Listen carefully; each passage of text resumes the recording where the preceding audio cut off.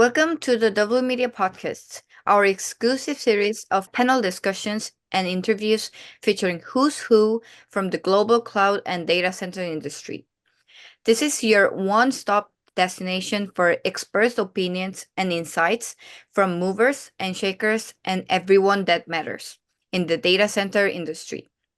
I am Adam Han, and I'm mainly charge of Korean convention, and I do work also with the Japan. And I would like to introduce my co-host for this episode, W Media Podcast, Deborah Grey, W Media's regional editor for South Asia and Middle East.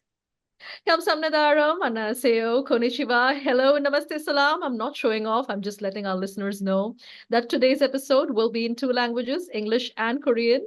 We at W Media celebrate diversity and strive to include different voices in different languages from across the world. In today's episode, we will discuss the evolution of the cloud and data center industry in Northeast Asia, specifically in Japan and South Korea. This is a vibrant and technologically savvy market, and I'm sure you have all read about the billion-dollar investments that this region is attracting from global technology giants. So, Aram, who are our guests today? Joining us today are Scott Payton, Technical Director, Global Data Center Engineering, and Jiwon Hong, Director, Market Development, South Korea Imperium Digital. Well, this promises to be a power-packed show, but before we move forward, a word from our sponsors. This episode is brought to you by Japan Digital Infrastructure Week, where W Media gives you a chance to explore Japan's thriving data center market and interact with the creme de la creme of data center operators, industry experts, and veterans, and hear them share their technological insights and wisdom. Japan Digital Infrastructure Week begins June 5. For more details, please visit www.digitalinfraweek.com/Japan. All right, let's dive right into the first segment that takes a deeper look at the cloud and data center industry in Japan. I'm going to take the first question, Scott. I was wondering, you've seen the data center industry grow over the years in Japan. What have you observed? I arrived in Japan on a mostly permanent basis around 2005. I'd been in this market for a long time. I've watched it evolve quite a lot.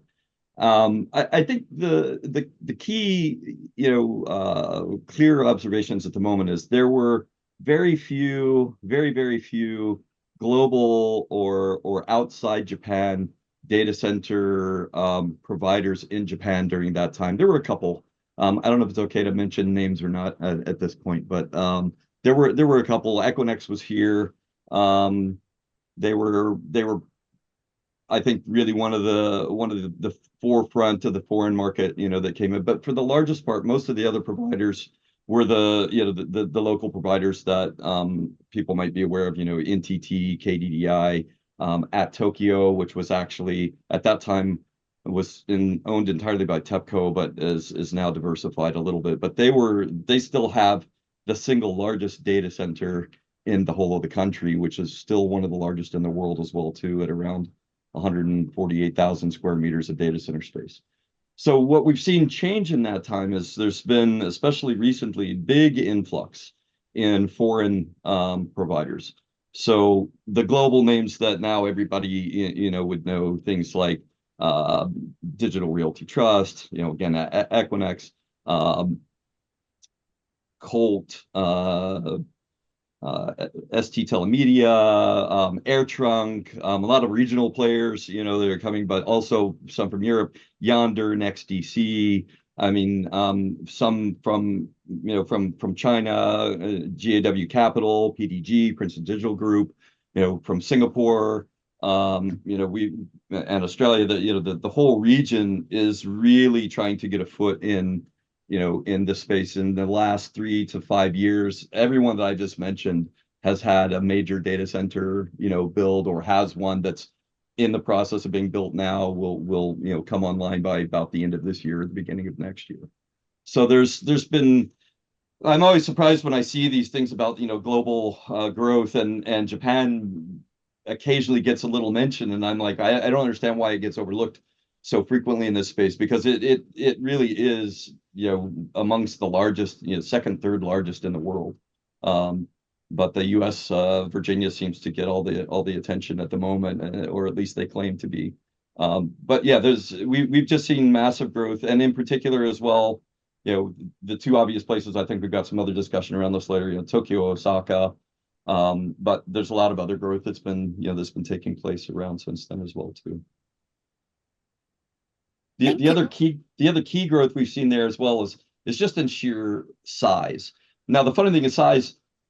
I mentioned before this massive over 100 I think it's 140,000 square meter data center building, right?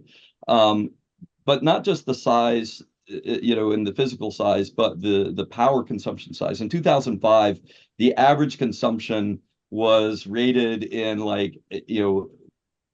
watts per square meter, right? And today, so maybe 800 watts to you might have a 1.3 kilowatt average rack, capacity. Now we talk 8, 10, maybe even 16. We don't talk about capacities of, sort of 1 to 5 megawatts. Now the smallest thing we deal with is 50. So the data centers, have really, really, really increased in their power consumption. Wow. So smallest ones, 50, 60 megawatt are the smallest facilities that we see. And that's being, again, jumping ahead, probably driven a lot by the hyperscalers. And, you mentioned colo and hyperscale earlier, but there's really very little distinction between the two at this stage. A few hyperscalers have their own data centers, but most of them also operate in hosted data centers that are being run by somebody else. You can't build it fast enough here right now. Thank you. So definitely foreign providers should know a lot of Japan DC industry in order to come into this competitive market. So moving on to the second questions, Japan is also one of the most expensive place in Asia Pacific to build and operate a data centers. Are DC operators struggling to maintain these cost and efficiency in such an environment?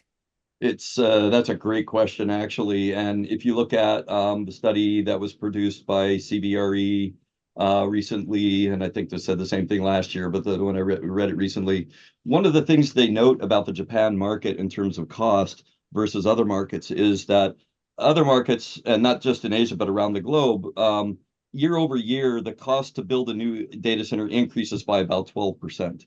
In Japan, that increases 30%.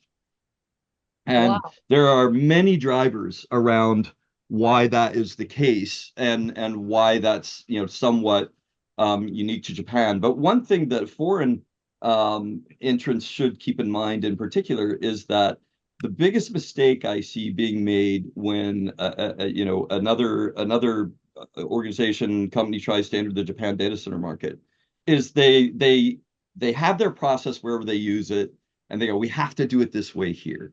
And by that I mean in particular how construction is planned, is executed, how sites are selected and built, and how contracts are created and contractors are selected. Japan's potentially, I don't know if they're specifically unique, but they certainly have very specific processes that they follow, especially when you're utilizing the local resources in terms of general contractors and the subcontractors, fit out contractors.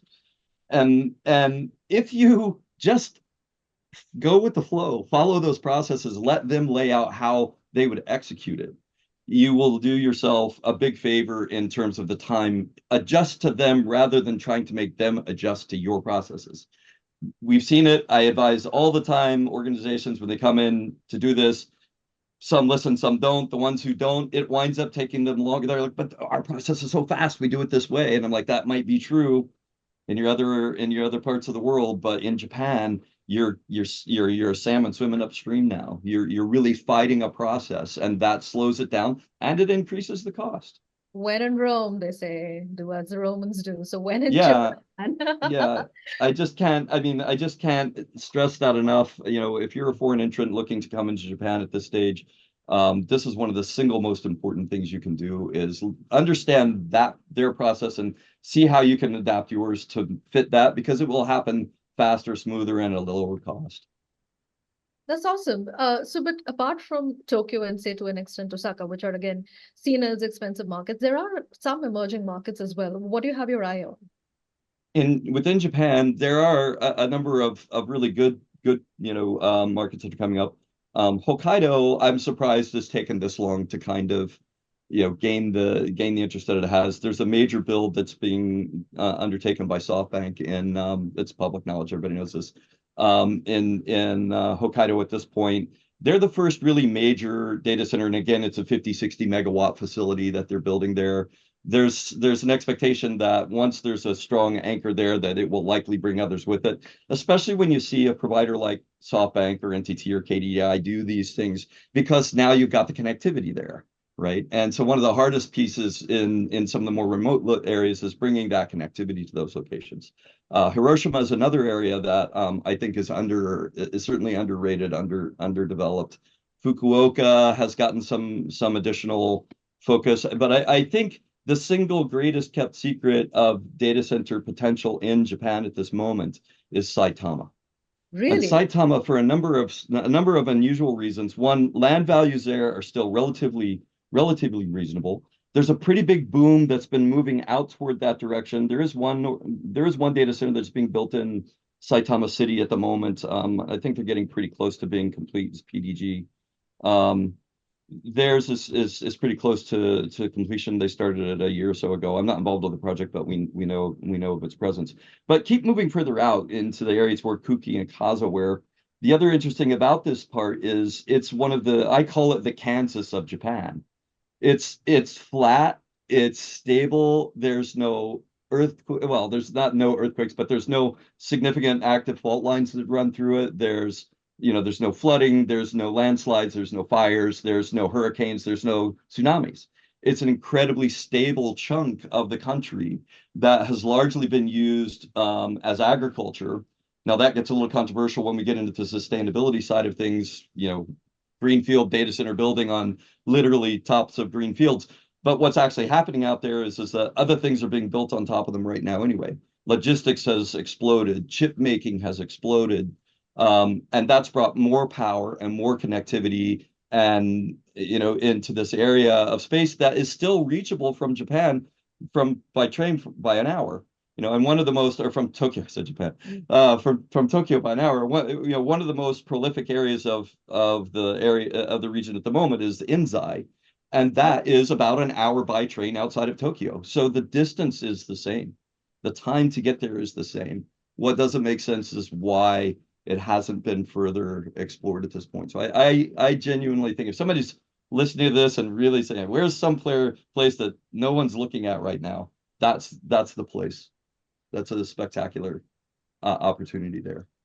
Well, I did hear about Hokkaido, Hiroshima, and Fukuoka, but I've never heard of Saitama, and I get better take a note on that regions to make sure I share those message also to the listeners and our clients in our companies.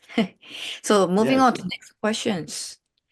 So what kind of evolution has the cloud market undergone, especially in wake of billion-dollar investments into AI by tech giant like Microsoft and Oracle? Could you tell us more about these billion-dollar investments?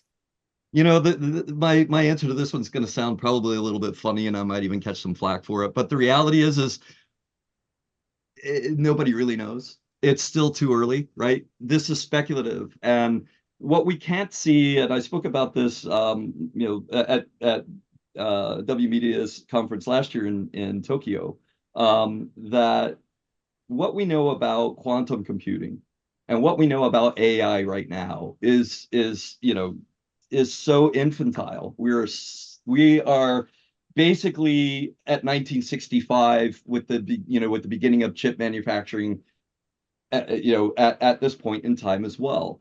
The leaps and bounds of advancement that will occur are going to be massive, and they're going to be rapid. The thing that we don't know still is how will quantum scale? How will quantum computing scale? We know that there are these massively powerful machines. We also know that there's also a lot of weird quirks about how they actually function. And one of the big limiters at the moment is how cold they need to be, because vibration at the quantum level causes a problem. So we need, and Japan's not exactly known for its vibration-free areas, right? So we have to find other ways of mitigating that, although that's true everywhere. It's these really small minor vibrations. A car passing down the road, a truck passing down the road next to it can be enough. Someone walking down the hallway can create enough vibration that it interrupts or disrupts the efficiency of the quantum machines. Really? Yeah. So the trick in quantum right now is twofold. One, how do we reduce the error rates and reduce the impact of vibration? And two, how do we raise the temperature? Because these are essentially running on liquid nitrogen. So if you think 22 degrees in a data center is cold today, and it is, when you start looking at the cooling systems that are required to allow quantum to function, it's direct refrigerant cooling, liquid nitrogen refrigerant cooling on these things in order to keep them running. So that's why there's been a lot of discussion about this race to room temperature semiconductors and stability and that sort of thing, because the more we can bring that temperature up, the more we can reduce the actual error rate in them. But again, at this point, we don't know how they're going to scale. We don't know what kind of, the average power that one uses seems to be a lot less than what we're doing in an equivalent supercomputer, right? That's traditional chip based. But there's a quirk to that as well too. We've seen this in the past.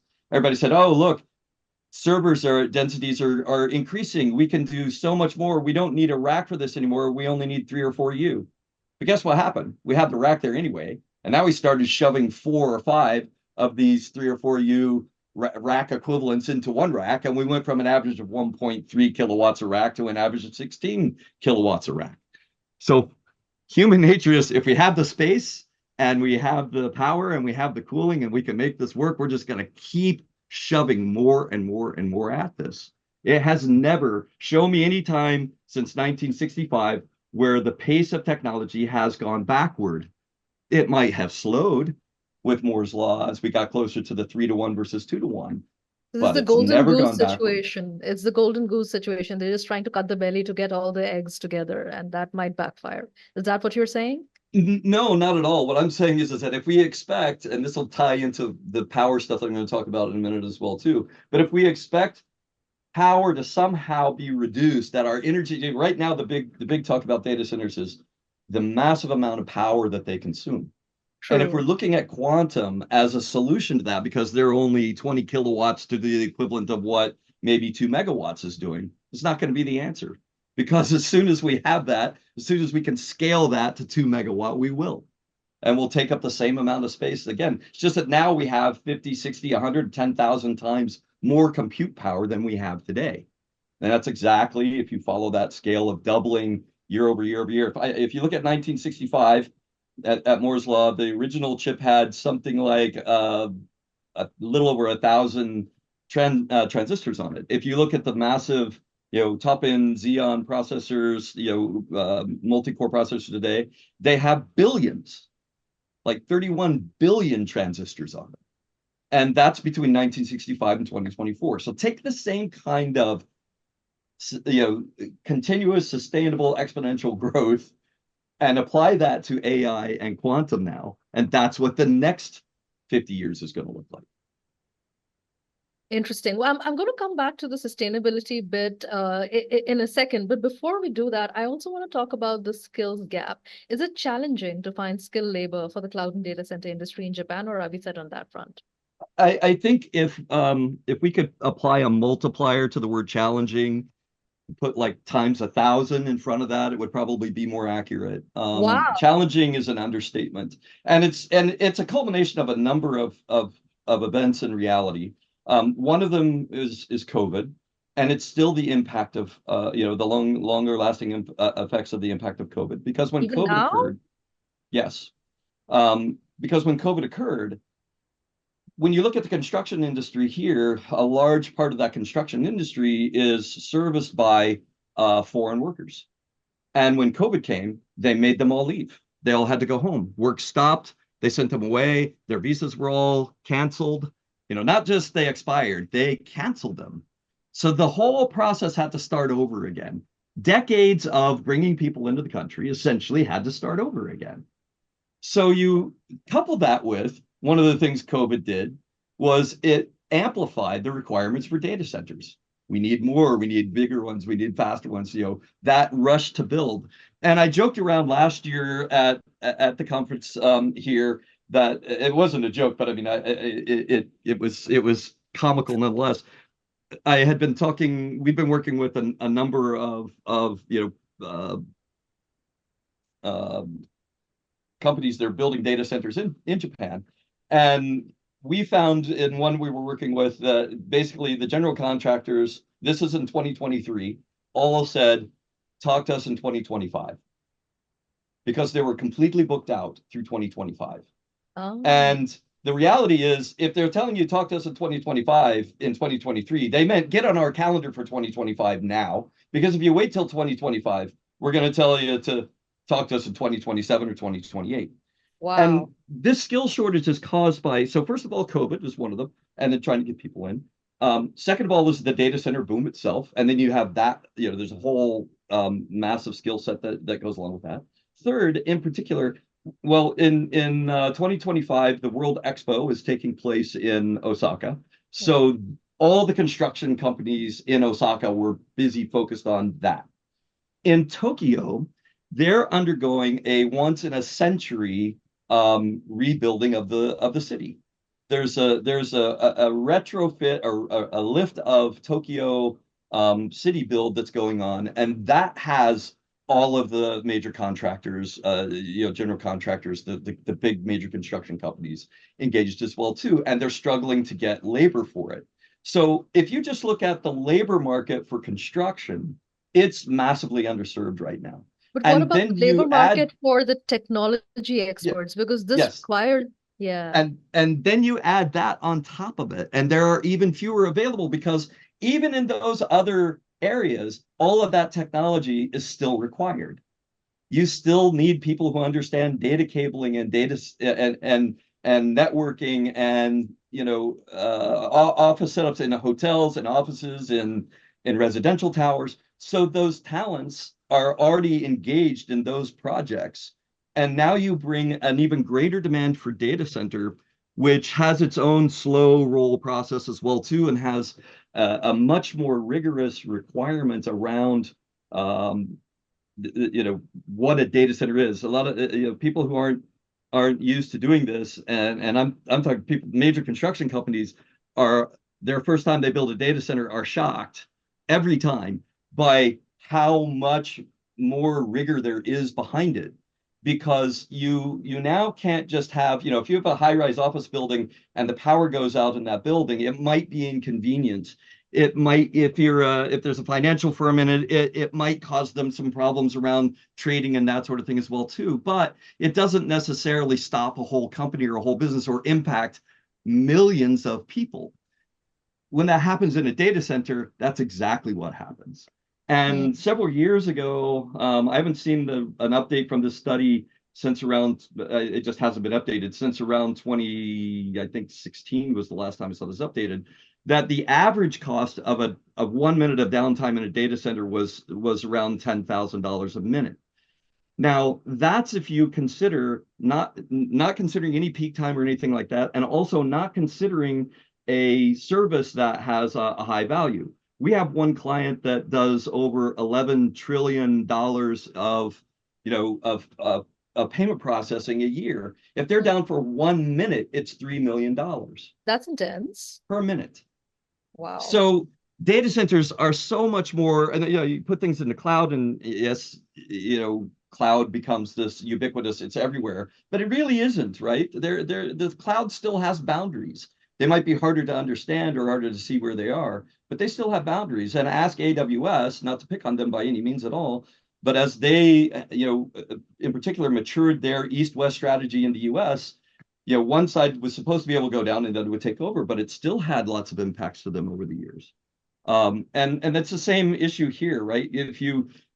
Builders don't understand entering into this space for the first time, and that's where everybody is left scrambling right now. Your tier 1 data center construction companies are all booked out for the next 5-10 years at least. And so tier 2, tier 3 construction is where it's going to. And again, organizations coming in should be prepared to have to handhold those organizations through the process for at least the life of the first project that they complete, and that takes 2 to 3 years. Aram, you want to take the next question? Yes, sure. Uh, Along with the skilled labor challenge, finding a skilled labor, we would like to also see if there's a lot of sustainability energy source that we could find in Japan. Anything special in Japan or anything more famous than the other? Would you like to share some sustainability energy? Well, I wish I had a bright, shining answer to that, but unfortunately, the answer I have is far, far darker and gloomier. In and let me start with this. In 2021, the Ministry for Energy, Trade, and Industry in Japan set a set of targets which are based on the 2030 sustainability UN sustainability and 2050 sustainability goals for reduction of carbon. And Yeah. energy, of course, is a massive impact around that. At that time, the demand in Japan was 1,024 terawatts, give or take. Those things are always a little bit, but over 1,000 terawatts of Mm, power. mm, 2 years later, that 1,024 is closer to 1,200. Their mm. goal by 2030 is to be at 934. So Wow. if you're planning to reduce the total available power by 10%, but give no actual roadmap for how to do that, other than to say the percentage of these types of electricity generation are going to come from these groups. And by the way, we're going to reduce it. And so this is what I alluded to earlier with the difficulty now of finding space and power and that sort of thing in Japan. Mm. If that is going to be maintained, if the country sustainability goals are going to be maintained outside of this notion of renewable power, where's that cut coming from? We're losing 10%, more than 10% now, of the total energy demand over the course of the next 6 years. And there hasn't been much in the way of improvement in that. When we look at the mix of power in Japan, I would actually put, and this may be controversial depending upon who you talk to, but I actually place nuclear as part of the sustainable power supply. Oh wow, you have now like struck the hornet's nest. I'm really aware I'm kicking the hornet's nest, but we put that in the context of carbon emission, right? Greenhouse gas and global warming and climate change are the impact of carbon emission. And nuclear actually has a much smaller footprint, carbon emission, even than solar or wind. Wow. Okay? Really? Really. And part of the problem is when it comes to this discussion about sustainability, everybody wants to keep this too simple, and you can't do that. I there was an old saying by Einstein: everything should be made as simple as possible and no simpler. This is exactly a case where people are trying to make it simpler and it doesn't work. So what happens in this case is what we don't talk about are things like embodied carbon. And the other issue that gets missed a lot in renewable energy, think about what renewable energy sources are, right? Wind, solar. Those are the top two. I'll add hydro to that. That's also another good one. Geothermal. Geothermal, right. But there's very little geothermal being taken advantage of anywhere in the world. A little bit, but very little, on the scale of things. When we look at the total distribution, and Japan, which has all these natural hot springs and things running underneath it, and geothermal Exactly. has almost none. It falls in the less than 1% of the total. It falls in the other category, which only accounts for 1% of the total energy production by 2030, right? So when we look at those other types, there's two things to think about, right? Where can we put them? And in Japan, that's a huge challenge. It's not that big a country, in terms of physical area. And what a lot of people also don't understand is where the physical area is only about 15 to 20% usable. The other 80% is essentially unusable. It's massive mountain peaks with hillsides that slide off and terrain that you just can't navigate. So you can't build even solar and wind on the sides of these areas. So, and then we have a very small amount of area that's being used for agriculture, and so you want to take that over for solar or wind. We look at offshoring wind power, and that's great, but in Japan, this is a huge challenge because our offshore gets too steep too fast. So there's very little opportunity compared to a lot of other nations, like compared to someplace like Ireland or England. Their shores are relatively shallow. They have lots of space to be able to do this, and they're taking advantage of that. That's great. Japan doesn't have that same capability. So when we look at the whole picture at the moment, coal, natural gas, and oil accounted for like around more than 75% of energy production in Japan. And you also have to realize that in all three of those cases, those are all imported. So importing increases the carbon footprint with those because now you have to transport them here as well. So you've got all the cost and the creation of that. Nuclear accounted for 6%. Now nuclear was at 30% prior to 2011. Yeah. But all of the sites shut down. There were 57 reactors running at the time. At the moment, they are back up to 17. And when we look at the 2030 plan, the maximum there still is only 20 to 22% nuclear by 2030. So it doesn't even reach back to where it had been prior to 2011, right? Well, this is controversial, but at least there is a conversation going on, right? Well, conversations generally need to happen in two directions. And right now, I don't think there's much of a conversation going on. I think there's a wishful thinking of a statement that's being made with no real clear pathway of how that's going to be achieved, both in increasing that percentage, like the renewable is, and I like this as well too, because it's still 36 to 38. Well, guess what? Unless we get to 38 and we have all the others, we don't have 100% of that 934 either. So you've still got, even by that calculation, 2% at risk of this total. So you could lose even further below this 934 mark. And then you have all this demand being applied. There are 18 data center projects that are public knowledge at this moment. And I can guarantee you for everyone that's public knowledge, there's 2 or 3 more that aren't.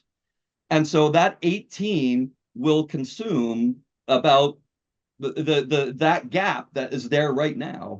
About 30 projects at 60 megawatt apiece will equal the 1,800 gigawatts that you have that's being lost in between there. So how do you even make that up with the demand we have today, and then adding 18 more data centers by the end of this year? And now multiply that out over the next 5 years, and even if you're adding only 20 new data centers a year over the next 5 years, which is on pace with what we have right now, you're talking 100 new data centers. Where does the power come from? Where does the power come from? Indeed, that is the big question. It's controversial. It is challenging. And as you said, conversations are still, people aren't walking the talk yet. Sorry, can I add one more thing to that as well? There was one other point I needed to make about the renewable energy sources as well too. Go back to solar and wind for a moment. When we think about nuclear power or coal steam power creations, those all happen in big buildings that are made to be resilient against the natural elements that are going on around them. Wind and solar are right out there in the middle of it. They have zero protection. If you have a big wind, and we've seen this, it knocks the propellers off of the towers, or can knock the towers over. We've seen hailstorms completely decimate entire solar farms. There's most recent one I saw wasn't in Japan, it was in Texas, but a 5 megawatt solar farm completely destroyed in minutes in one hailstorm. And now it takes months and months to replace that. And guess what? When we talk about all this great power that, this clean power they created, manufacture of the panels, of the trucking them there, of the installation of all the things, again, that embodied carbon is where the real problem in sustainability actually rests. And when we look at the energy side of that, that's only 20% of the equation. If we made this perfect, if we could get all power completely pure, we would still have this 80% of embodied carbon issue to deal with. And that's where the problem actually is. So focusing entirely on power and energy is being, cleaner and faster. It might be the low-hanging fruit, but it's not where the real sweeping change needs to be made in order to become a truly sustainable, ecosystem. Right. So we still have a long way to go before we actually walk the talk in Japan. But moving on to South Korea, I remember in the office chat a few months ago, you had shared this YouTube video of a television commercial that's popular in South Korea, and it stars top K-drama stars like Bong Yoo and Lee Dong-wook, and they were talking about immersion cooling in data centers. And I'm really curious, are topics like sustainability so common that they form dinner table conversations in South Korea? How vocal, and more importantly, how, you know, uh, how much does the public know about these things? How vocal are they? Yes, definitely. They used Gongyu and Lee Dong-wook in this kind of advertisement, and I think they want to make public more known with these new technologies like immersion cooling. We are in data center industry, and that's why we are aware of these new skills. But I guess they will they're using these two celebrities to make public more well known with what data center is and what kind of new technology people are preparing. And not only these two celebrities, but a lot of companies in Korea, they're mentioning a lot of sustainability and using those green in their own advertisement. And I think a lot of public are not just in DC, but like overall companies are very interested in knowing more and spreading words with using more of sustainability and using less of like recycling more and being more green. Excellent. Well, that is a great way to segue into our next segment on South Korea. But before that, let's have a word from our sponsors. Thank you. This episode is brought to you by Korea Cloud and Data Center Convention, where W.Media bring together the best and brightest industry leaders and technology experts from South Korea and global. And in cloud and data industry for power-packed panel discussion and informative session with keynotes. And this Korea Cloud and Data Center Convention will be held in COEX on August 23rd. So please do mark your calendar, and for more details, please visit our W Media website.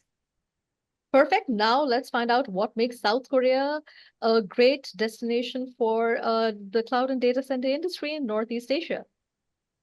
Thank you. As we talked a lot about Japan market, we would like to see how South Korean data center market is relatively young compared to Japan, and we would like to know a brief evolution of this data center growth in Korea. So 지원, 저희 일본 데이터 센터 업계 성장 속도만큼 저희 한국 데이터 센터 시장도 엄청 빠른 속도로 발전하고 있는데요. 이 지금 한국 데이터 센터가 어떻게 발전해 오고 성장을 하고 있는지 간단하게 얘기해 주실 수 있을까요?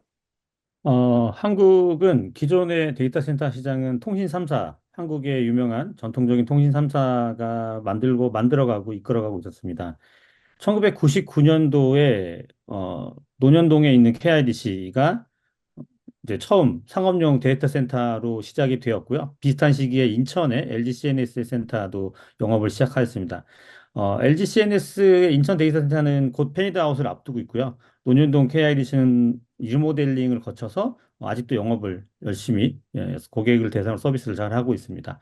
이후에 많은 데이터 센터들이 생겼는데 엔터프라이즈 기업들이 운영을 하고 있는 자사의 데이터 센터도 있습니다만 한국의 커머셜 데이터 센터는 작년까지 약 30개, 34개 정도, 집계마다 조금씩 차이가 있습니다만 30개, 34개 정도의 데이터 센터가 한국에서 고객을 상대로 코로케이션 서비스를 제공하고 있는 걸로 알려져 있고요.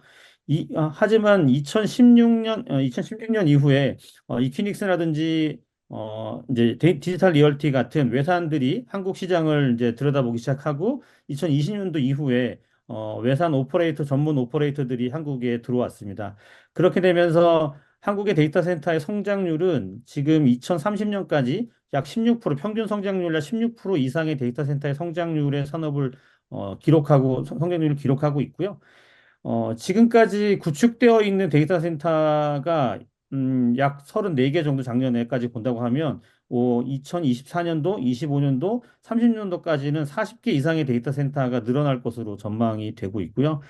단순하게 숫자로만 볼 것이 아니고 진행되고 있는 용량, 전력 용량으로만 본다고 하면 지금까지 구축되어 있는 데이터 센터의 용량들이 약 353메가와트 정도라고 알고 있는데 저희가 앞으로 건설 예정인 계획도 포함이 되어 있습니다만 608메가와트로 예정이 되어 있습니다. 그렇기 때문에 지금에 갖고 있는 데이터 센터 용량의 약 2배 정도의 버금가는 데이터 센터가 계획되고 있음으로써 약간 저희가 늦게 경쟁이라고 좀 주변 나라들보다 늦게 시작이 됐을 수 있습니다만 굉장히 빠른 속도로 저희가 산업이 발전해 가고 있다고 말씀드릴 수 있을 것 같습니다.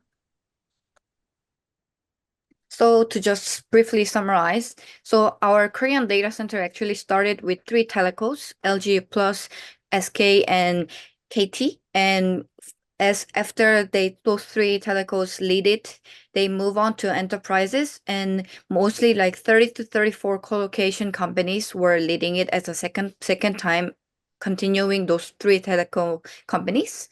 And from 2016, the global markets started to appear like Equinix and Empyrean, and a lot of global markets are interested in building data centers, and they did build a lot of data centers. And we are predicting in Korea until 2030 as 16% increase in both data center new buildings and the one that will be built. And they will also have a lot of, we wouldn't want to talk about all these in numbers. If we look at the capacity, it's definitely going to be twice more next year. And definitely this building speed are faster, although we started later than Japan market. Thank you. And we will move on to second question, which is about the enterprise building, which you briefly mentioned. I know enterprise building are building their own data centers, and colocation facilities are sharing their data center with a lot of companies. And we would also want to know more about how hyperscale facility, which one out of these do you think will have the fastest growth, or who will have more growth than the other? Do you have any opinion on these? 데이터 센터 업계들 중에 이제 엔터프라이즈들은 각자 개인 데이터 센터를 제작 중에 있고, 콜로케이션 시설 운영 중인 업체 외에 다양한 하이퍼스케일러 업체들이 있는데, 이렇게 다양한 분야가 있는 데이터 센터 마켓들 중에서 어떤 회사들이 주로 속도가 빠를 것 같다고 추측을 하시는지, 혹은 어떤 특정한 브랜드 혹은 회사에 기대가 되고 있는지 간단히 얘기해 주실 수 있을까요? 아까도 말씀드렸지만 한국은 통신사들이 끌고 가는 시장이었고, 이제 외산 플레이어들이 많이 들어와서 글로벌 플레이어들이 진행을 하고 있습니다만, 이것들은 이제 클라우드 업계, 퍼블릭 클라우드 업계의 발전과도 같이 궤를 하고 있습니다. 엔터프라이즈, 기존의 한국의 전통적인 대기업들뿐만 아니라 데이터 센터를 필요로 하는 엔터프라이즈 기업들은 자사 센터들을 운영하고 있고, 그것들이 이제 노후화되고 다른 센터들을 찾아보고 계획하고 있습니다만, 퍼블릭 클라우드로의 이전 또한 굉장히 빠르게 진행되고 있는 거가 사실입니다. 그래서 그들이 운영하고 있는 데이터 센터, 자사 데이터 센터보다는 커머셜 데이터 센터로의 사용률이 훨씬 더 많이 요구되고 있기 때문에 커머셜 데이터 센터의 사용 발전 방향이 훨씬 더 클 거라고 생각을 하고 있습니다.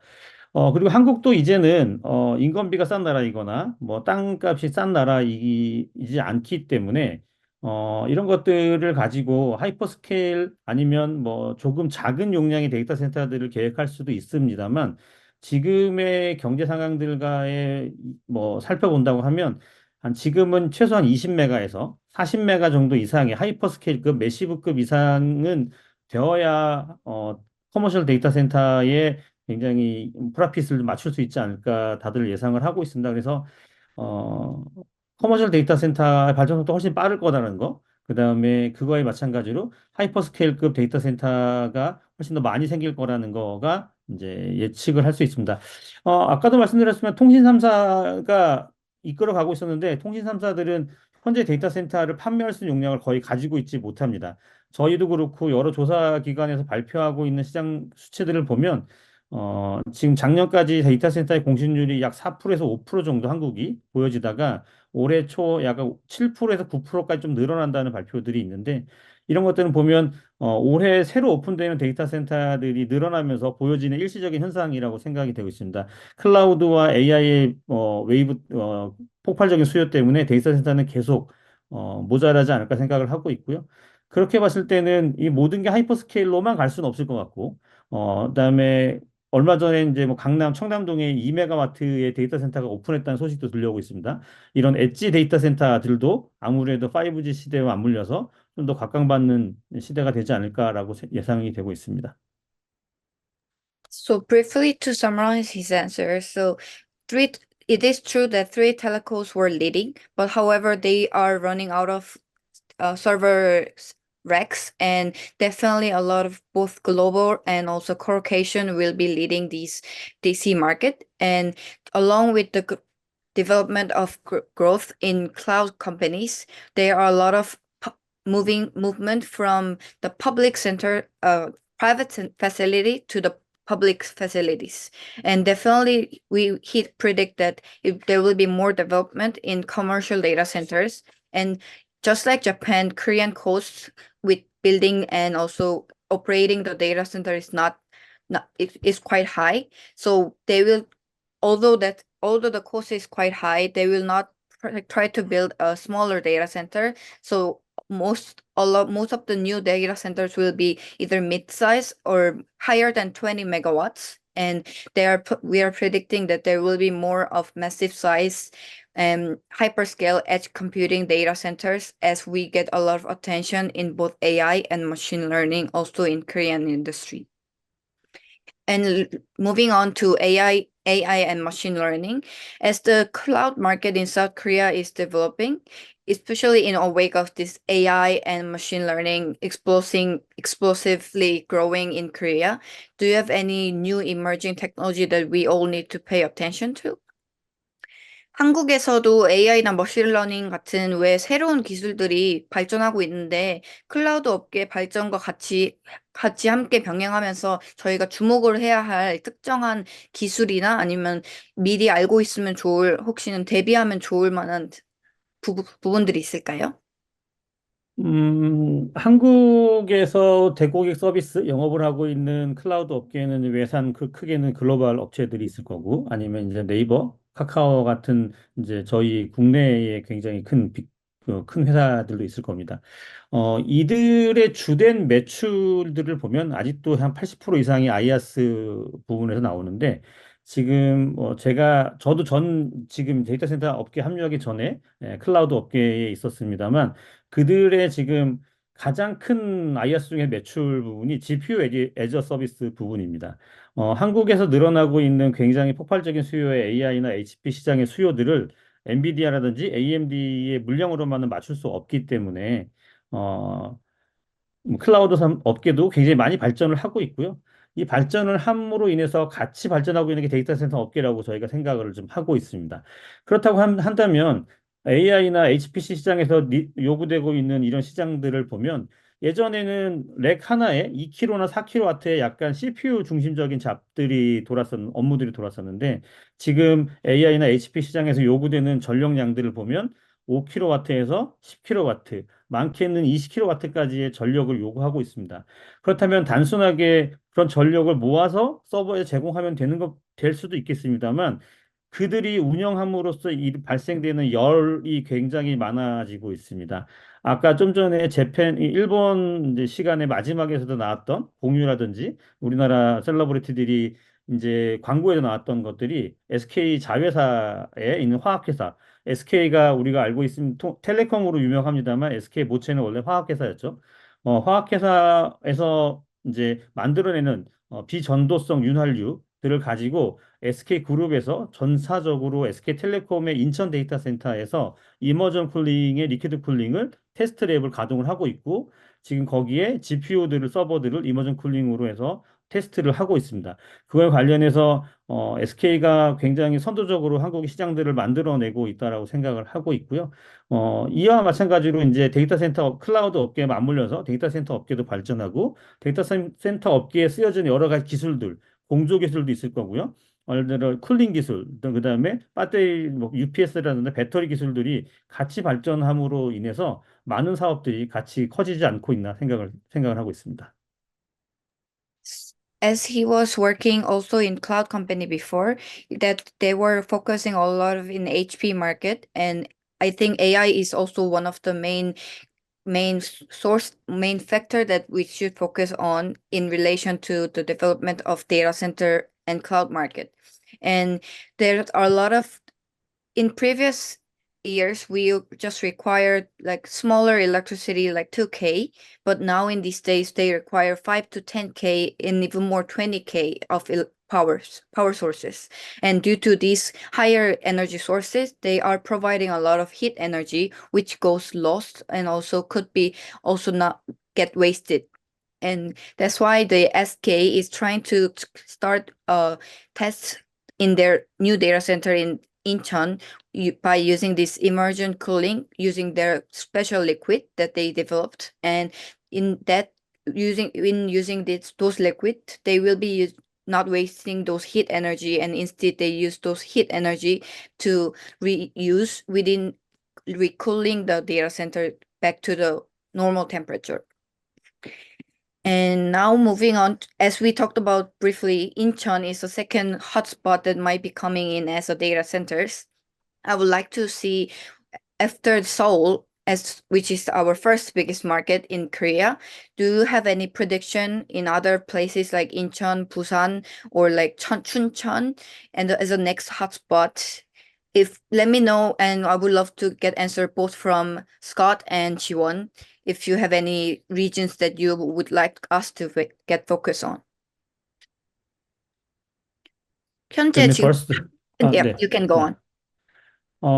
이제 한국에서는 이제 제1의 도시가 서울이고 제2의 도시가 부산입니다. 이제 부산에는 유광국이라는 해저 케이블 유광국이 많이 인접해 있는 특수성도 있기 때문에 데이터 센터들이 서울 다음으로 많은 곳이 이제 부산일 것 같고요. 그다음에 춘천이라는 곳은 이제 뭐 네이버의 데이터 센터라든지 하이퍼스케일 데이터 센터, 삼성 SDS의 데이터 센터, 더존이라는 국내 사스 기업의 데이터 센터도 위치해 있습니다. 그리고 인천은 이제 뭐 얼마 전에 발표했던 아마존이 한국에 7조 정도 이상의 돈을 투자하겠다고 하면서 데이터 센터 부지가 확정이 됐고 그거에 따른 이제 GC 선정을 하고 있다라고 시장에서 알고 있는데요. 인천은 서울시는 서울 이제 한국 정부가 발표한 지방 분산화 정책에 의해서 갈 수 있는 가장 가까운 서울에서 멀리 가야만 하지만 가장 가까운 곳이 인천이지 않을까 생각을 하고 있고요. 한국에서의 지방 분산화 정책들이 굉장히 있습니다만, 문제는 상업용 데이터 센터가 가기에는 고객의 니즈가 있어야 갈 수 있다는 거죠. 거기에 지키는. 아마존은 커머셜 데이터 센터는 아닐 것 같고요. 자체 데이터 센터일 것 같습니다. 그거를 제외하고는 네이버의 춘천도 마찬가지고요. 아직까지 지방에서의 한국에서 고객의 수요를 만들어낸다는 것은 쉽지 않은 게 현실입니다. 그래서 이런 것들은 굉장히 뭐 비용하고도 관련이 있기 때문에 정부의 적극적인 정책들이 이루어지지 않는다고 하면 뭐 외부로서의 이전은 쉽지 않을 거라고 생각이 되고 있습니다만 하지만 지금 이제 아까도 계속 말씀드리고 있었던 AI 관련된 GPU나 GPU 애저 서비스들이 중국에서의 수요가 굉장히 많은 걸로 알려져 있죠. 하지만 미국과 중국의 여러 가지 경제적인 이슈들 때문에 중국에서의 수요들을 못 맞추고 있는데 그렇다고 하면 많은 이제 기업들이 중국 인근에서의 GPU 애저 서비스들을 계획하고 그것들을 알아보고 있는 걸로 알고 있습니다. 한국은 태안에서 중국으로 연결되어 있는 지금 해저 케이블도 있고 부산에서는 한 10개, 9개 정도의 해저 케이블들이 글로벌 또는 중국으로 연결이 되어 있습니다. 이들을 활용할 수 있다고 하면 GPU 애저 서비스들을 중국이나 관련된 기업들을 대상으로 하는 GPU 애저 서비스들을 충분히 고려해 볼 수 있기 때문에 또 다른 수요를 만들어낼 수 있지 않을까라고 생각을 하고 있습니다. So briefly to summarize his answers, he think the second biggest city after Seoul will be Busan, and I think Busan have a lot of data center as well. And the reason why people get focused also in Chuncheon is we have a company like Naver, Samsung, and Dojun Cloud company in having their own data center in those areas. However, if we are trying to seek for the nearest space after Seoul, which will be Incheon, and that could be one of reason why Amazon Web Service did a quite big deal recently. And but we think this Amazon Web Service data center will be mainly for their own servers rather than for any co-location. And it is challenging definitely for Korean DC company because a lot of co-location users and users are wish to have their data center within Seoul, which that's where their office are located. So that will be a lot of challenge, and this cannot be overcome if we don't get any proper government new law which actually support these co-locations and users to move on either their office to the area near Seoul or outside Seoul. And the other way we could focus on this DC industry is having more attention on these GPU needs in China area. And because Korea have a submarine cable going from Korea to China over under the sea, I think if they pay more attention to these needs in China market in finding this GPU, then we could definitely overcome and have more data center outside Seoul too. And I would love to have some answer from Scott too. What do you have any ideas which regions your Japan are also interested within Korean region? Yeah, there's two others that I would suggest are, of interest. Again, sort of one that might be a little bit more obvious, and that, being Busan for the same reason. There's undersea landing cable, stations at that location. So it's much in the same way that, Osaka, even though the cable comes a little over from Osaka, it's very near there. So they have the landing stations in that area. Busan area, I think, would be another similar location, especially where latency is considered. The other area that's a little bit more like the secret place that I think just thinking about the region, I think Daegu would be another interesting region for data center growth, especially if the other areas start to become limited in space that's available and that sort of thing. There's also, I mean, in addition to the sort of typical things there's a lot of government and military installation in that area that I think would make it easier to again have the data connections and the things like that you actually want to make an area desirable. So a little bit unusual in the way of thinking about why you might pick that area, but I would see that area as being another potential if you start to really run out of room. Yes, I actually saw some companies in Daegu area as well, and because we have like a KTX which goes really fast, and it might have same amount time that you take to go to the office in Seoul because there's a lot of traffic in Right. Seoul, so that might make sense why some data centers might try to build their in Daegu as well. Yeah. And leading to the next question, just like how we had some struggling in finding professional, trained, highly skilled personnel in Japan, we are having similar issues even in Korea. And I would like to ask Jiwon about this question. 지금 현재 데이터 센터 업계에서도 데이터 센터에 전문적으로 일할 수 있는 인력들이 많이 부족하다고 들었는데 이 어려움을 어떻게 극복할 수 있을지 혹시 개인적으로 알고 있는 해결책이나 아니면 제안할 수 있는 저희가 좀 도움을 줄 수 있을 만한 방법들이 있는지 한번 궁금합니다. 데이터 센터 업계는 굉장히 복합적인 산업의 결정체라고 저는 생각을 하고 있습니다. 우선 데이터 센터 건물 자체는 굉장히 높은 비용에 굉장히 많은 경험을 요구하는 건축물일 것 같고요. 물론 이 건축까지 진행하기 전에도 뭐 정부 관련 부분의 허가도 필요할 것 같고요. 우리나라는 독점 전기 회사이기 때문에 한전과의 계약도 좀 필요하고요. 그다음에 내부적으로 굉장히 많이 들어가는 비용들에 대한 회사의 투자를 이끌어내는 점도 필요할 것 같습니다. 이후에는 뭐 어떤 센터와의 어떤 차별점을 가지고 어떻게 데이터 센터들을 건설하고 운영할 것인가에 대한 것들도 고민을 하게 되는데, 이렇게 굉장히 많은 연관되어 있는 업무들이 있다고 생각이 되면, 특히나 운영되는 분야들도 보면 건축이라든지 기계, 그다음에 소방, 전자에 관련된 여러 가지 분야의 운영의 기술들이 필요하다고 생각합니다.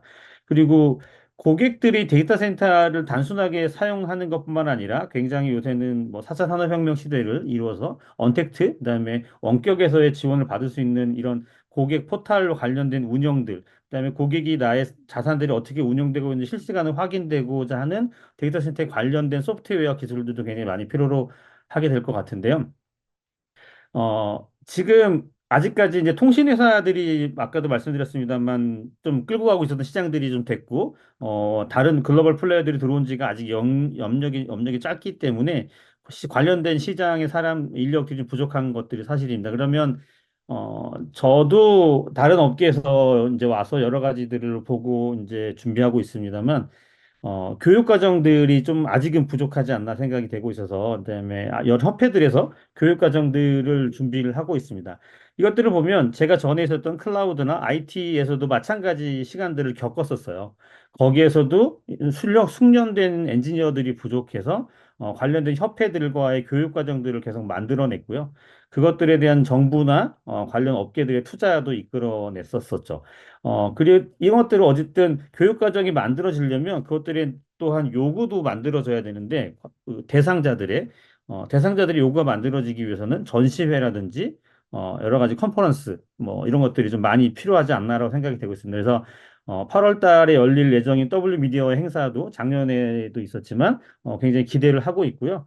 어, 이제 W 미디어에도 제가 부탁을 드리고 싶은 건 어, 굉장히 열심히 잘 하고 계시는데 고객들의 참여가 아무래도 좀 부족하지 않나. 그다음에 학생들이나 좀 젊은 새로 산업 직업의 세계에 들어오시는 여러 가지 인원들이 데이터 센터 업계에 관심을 좀 가질 만한 여러 가지 이벤트 뭐 몇 가지의 거리들이 좀 같이 좀 고민이 됐었으면 좋지 않을까 생각이 되고 있습니다. 네. So as this DC industry it requires a lot of professionals from different areas, and that's why it would be important to look for these professionals in each areas within the state data center market. And it as the as and I think it's also because of the COVID effect where we get a lot of on-tech technologies, and that's why a lot of companies are interested in finding this portal where the users can check their status of their servers throughout their systems like applications or software. And I think that those are also one of the factor that's really important. And having those associations like Korean KDCEA, where they also conduct a lot of teaching proper lessons with the proper certificate to have more people know about this knowledge in relation to data centers. And he also thanks to us for having conventions and conferences where we could spread words in having these challenges and try to overcome these challenges together. However, he think it would be great if like a university students or maybe like people who would like to know more about these DC markets would also should have more chance to attend event like ours or even any events, offline events, to get to know more attention in this DC industry itself. So that was the last question, and I think it was a quite knowledgeable sessions both from Japan market and also from Korean market by Jiwon and Scott. So thanks. Scott, do you thanks have a any lot. inputs? Scott, do you have any inputs you want to make about the Korean market? Oh, I think I could also see from my side whenever I go to a meeting or networking, I see a big age gap between people who are really well knowledgeable with DC market and myself. So I see more of elderly, but I see there's a quite a big age gap in between, and that's why it is important for us now to find more new professionals who are interested in DC and teach them and train them along when we are there to teach them more lessons, like, and share more experiences. So I think it's really important, and I think it's good that associations are trying to teach more people in these areas. And it would be great if some of the DC companies actually do a visit also in university in spreading about their own company and own this DC industry itself. Scott, you want to weigh in on that or anything else about the Korean market, your ideas? Yeah, there's I suppose if I'm applying it to the Korean markets first, I know that a lot of the things are that are faced by Korea or Japan are actually not specific to those locations as well too. They're actually broader problems that are that are happening everywhere. So when you look at the the science, technology, engineering, mathematician, the STEM world, that's why there's so much activity in that space to try to tease out that there's careers in these locations for people that are coming into the job market that may not be as aware of them or may not view them as being the prestigious or interesting jobs. One of the jokes I have is that data centers are the new financial world, right?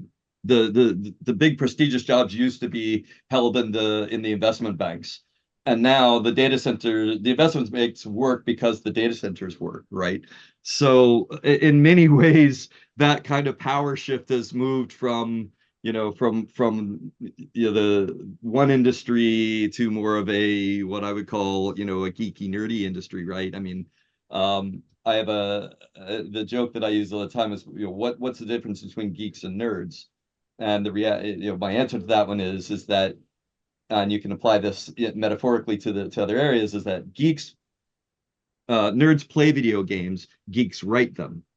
Right? Wow. So it's the same thing in this space. The geeks are making the data centers, the nerds are using the services, right? And I don't mean that in a disrespectful way at all. It's just how to differentiate the two, right? I consider myself a geek, right? But your point about this age gap is also one of the things that I had failed to mention in the reason for the rising costs of in Japan, because it's a contributing labor shortage, so supply demand drives that up. And one of the things that's driving that is Japan has a very high age population and it's continuing to age, and that population more and more is moving to retirement, and it genuinely doesn't have the population behind it to support. So another controversial topic here, but the reality is that it's as you mentioned already, it's bad in Korea because you have these age gaps. It's made worse in Japan because the older people are disappearing on top of it. They're a lot of them are going are really moving on at this stage. So they're reaching retirement ages, and they're passing, there's no one left to hand that to. So that's really putting far more pressure on the market here, I think, than most people realize at the moment. But it's gaining, each day more and more and more, visibility into that particular component of why there's such a labor shortage in Japan, and why that cost to build data centers continues to go up. And that's a wrap. Arigato, kamsamnida, shukriya, gentlemen. This was a fun episode, Aram. You were an awesome co-host today. We will be back in 2 weeks with yet another exciting episode of W Media Podcast. Thank you for your time. Sayonara. Annyeong. Bye for now.